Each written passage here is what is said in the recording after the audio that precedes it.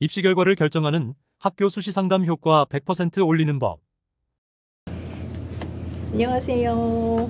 분당 입시 이경화입니다. 네, 김지현입니다. 수시 상담의 첫 번째 관문은 학교에 가서 선생님과 상담하는 건데요. 상담을 해보면 학부모님들이 주어진 시간이 있는데 이 안에 내가 궁금한 내용을 다 못 듣고 오는 경우가 있거든요. 그래서 선생님께 오늘 수시 상담에 가서 대체 어느 부분을 좀 챙겨서 듣고 나와야 되는지 체크를 해야 되는지 그걸 좀 여쭙고 싶어요. 일단 선생님들이 대부분 학생 한 명에 대해서 상담이 이루어지는 게 수시 시즌이라고 하더라도 짧게면 30분, 길면 2시간. 와, 엄청 길게 해주시네요. 저희는 4시간도 하기도 해요. 오. 그렇게 하는데 평균적으로 하더라도 1시간을 넘는 경우들은 흔치 않는 것 같아요. 그렇기 때문에 이 30분에서 1시간짜리에서 많은 정보를 그냥 들을 수 있다라고 생각하는 건 오판이라고 봐야겠죠. 그렇기 때문에 선생님들이 대부분 많이 하는 건 미리 애들 성적을 분석을 하고 나서 자, 이 정도에서 범위값을 정해놓고 보여주실 거라는 거죠. 그럼 이 상황에서 가기 전에 뭐를 해놓고 가는 게 좋을까? 저는 이제 학부모 입장에서 학교를 갈 때 이제 학교를 정해야 되잖아요. 그때 했던 게 첫 번째로는 얘가 최상으로 갈 수 있는 학교는 어디지? 선생님한테 여쭤봐야 될 거. 내가 지금 마음에 먹고 있는 이 학교에 이과 합격이 가능한가? 그 최상의 결과를 항상 생각하고 있으니까 그 다음에 제일 마지노선으로 합격할 수 있는 곳은 어디일까? 이거를 생각을 했고요. 그 다음에 수능 현실. 굉장히 마음이 아프지만 지금까지 모의고사 결과를 봤을 때 얘가 수능으로 갈 수 있는 대학은 어느 정도지? 수능으로 성공할 수 있는 확률이 있을까? 이걸 좀 생각을 했고요. 마지막으로는 저희 애 같은 경우에는 트리플 A형이거든요. 그러니까 정시로 흔들릴 확률이 너무 많기 때문에 정시는 못 가겠다. 그러면 그냥 얘는 수시로 이 정도까지는 가서 다 합격을 시켜버려야 되겠다. 정시는 안 가야 되겠다는 생각이 좀 강했거든요. 그래서 정시를 갈 건지 안 갈 건지 요거를 가지고 선생님한테 갔던 것 같아요. 그러니까 대표님이 네. 갔을 때는 상담이 되게 짧게 끝났죠. 그쵸. 그러고 짧게 딱 끝나고 끝났죠. 나게 되면 좀 명쾌하다는 느낌이 그러니까 들었죠. 추가로 여쭤볼 얘기는 별로 없었던 네. 것 같아요. 선생님. 그러니까 이게 답일 거예요. 그러니까 제일 먼저 해야 될 건 올해 저희 6월 3학년 단체 입학 설명회 때 메인 주제가 딱 그거였거든요. 어디까지 해서 수시 납치당해도 니한테 좋은 건지 정해라. 이게 핵심 주제였거든요. 그러니까 이게 대표님이 얘기한 마지노선과 동일하다라고 보거든요. 이러한 마지노선을 정하는 데 있어서 가장 중요한 건 6월과 9월의 모의평가라고 보시면 될 것 같아요. 3월, 4월 그리고 7월 모의고사 솔직히 의미가 없어요. 의미가 없고 그래도 그나마 N수생들이 적정한 수가 나왔던 건 지금 6월. 현재 6월 정도밖에 모의평가? 없거든요. 근데 이것보다 좀 더 많은 애들이 들어올 게 9월 모평이라고 생각을 하는데 이걸 가지고 범위값을 정하는 게 나을 것 같아요. 애들이 다 방학 때 열심히 했기 때문에 다 잘 나올 거라고 생각을 하겠죠. 그리고 방학 때 열심히 해서 9월 잠깐 비틀거렸지만 실제 수능에선 잘 내올 거야 라고 그렇죠. 하는 게 이게 부모님의 마음인 건 확실한 것 같아요. 그렇지만 결과값이 이렇게 나오느냐? 그렇진 않거든요. 그렇게 됐을 때 내가 정말 못 나왔을 때 어느 정도 나올 수 있는지 아니면 내 자녀가 어디까지 나올 수 있는지를 좀 객관적으로 봤으면 좋을 것 같아요. 객관적. 감정적으로 보지 마시고요. 희망적으로 보지 마시고 진짜 안 나왔을 땐 이 정도인데? 라고 했을 때 이 점수로 갈 수 있는 대학에서 납치당할래? 정말 이건 싫어요.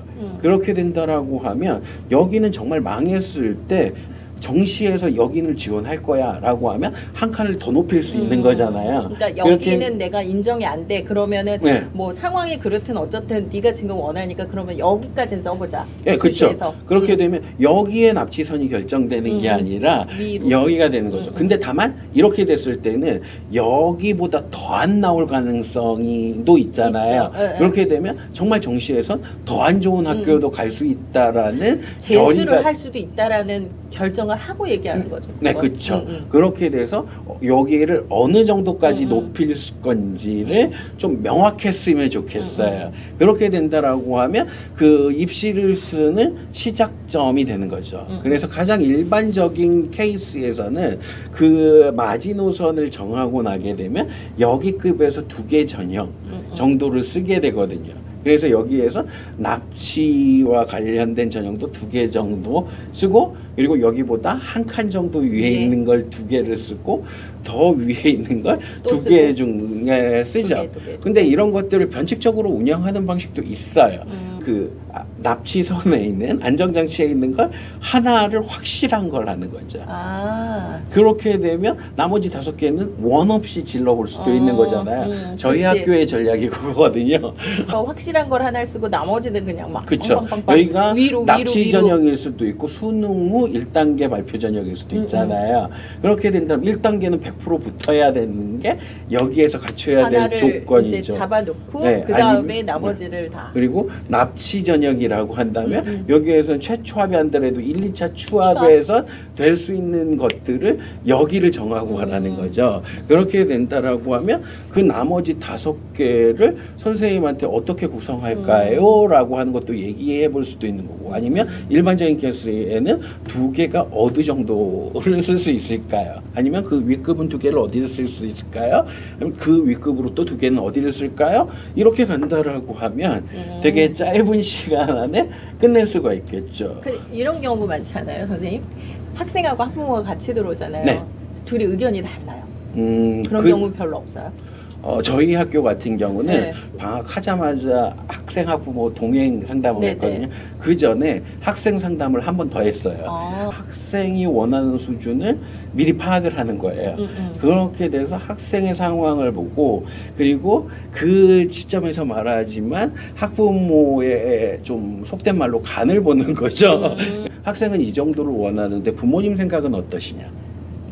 근데 막 합의가 안 돼갖고 막 둘이 아니에요. 싸울 수도 있고. 그렇게 되면 그런 우리는 경우가 그럴 많아요. 가능성까지 다 고려해서 그 선에 해당되는 게 한 10개 정도의 대학과 전형을 추려둬요. 아, 미리 준비를 다 해놓는다는 네, 거구나. 예, 이미 예. 학생 상담을 통해서. 네, 그쵸. 아마 수시 상담하기 전에 학생 상담을 했다라고 하면 대다수의 선생님은 학생이 원하는 수준은 파악을 했을 거라는 거죠. 그러니까 학부모님이 확실히 정하고 애하고 그 현장에서 싸우는 게 불편하다라는 느낌이 있다라고 하면 잘해요. 학생하고 미리 이거를 조율해 보는 것도 나쁘진 않다라는 거죠. 분명히 학생은 그냥 나 재수 안 할래요 이러는데 어머님은 재수를 시켜서라도 나는 이 학교 밑으로는 죽어도 못 보내겠다 이런 경우도 있을 수 있죠. 그런 경우도 아직도 일부는 있기는 한데, 그런 경우에는 학생 입장에서 좀 많이 얘기를 해드리는 것 같아요. 여긴 납치가 아니더라도 1단계를 확실히 붙는 거 추천해드리면 안정장치로 하나 쓰실 거냐고 저희가 설득을 하는 것 같아요. 그렇게 되면 대부분 학부모님도 그 정도까지는 수용을 하시는 것 같더라고요. 그러면 그게 합의되면 5개는 원 없이 쓰시라고 얘기를 하거든요. 그러니까 이 수시 상담하기 전에 반드시 학부모님들이 결정해야 될 건 이거죠. 도대체 나의 입시의 마지노선 어디에 마지노선. 납치달래 이걸 명확하게 정하고 우리 애의 수능 성적이 어떤 범위값에서 존재할 거다라는 걸 예측해보고 가시는 게 더 낫겠죠. 그 예측이 있다라고 하면 이 점수 제일 안 나왔을 때 점수라면 어느 대학 정도를 갈 수 있나요? 그리고 잘 나왔을 땐 어느 정도 대학을 갈 수 있느냐를 좀 보여달라고 하시면 사용하는 프로그램이 있기 때문에 다 보여주실 수 있을 거예요. 상담이라고 해서 그냥 가면 해주겠지 이렇게 가면 안 되는 것 같아요. 서로가 차이가 좀 많아질 수 있거든요. 그러니까 가시기 전에 지금 얘기해 주신 것처럼 내가 우리 애의 대학을 어느 정도까지는 인정을 할 수 있을까라는 부분, 그러니까 애랑 같이 미리 사전에 좀 얘기를 하면 더 좋겠죠. 그거를 생각을 하고 분명히 더 잘 볼 거지만 현재 수능 성적을 객관적으로 생각을 했을 때 얘가 어느 대학을 갈 수 있을지 생각을 해보고 얘기를 하면 충분히 짧은 시간 안에도 확실한 대답을 해법을 좀 듣고 올 수 있을 것 같아요. 추가적으로 얘기하면 어느 대학까지 갈 수 있을 거다라는 걸 좀 파악하기 힘들다라고 하면 이 점수대로 어디 갈 수 있는지를 가서 물어보시면 그러면 명확할 것 같아요. 그러니까 요거는 머릿속으로 꼭 생각은 하고 오라는 얘기신 네네. 거잖아요. 선생님이 무슨 얘기를 하나 이렇게 듣는 것보다는 부모님도 학생이랑 같이 이 부분을 좀 생각을 하고서 오면 좀 쉽다.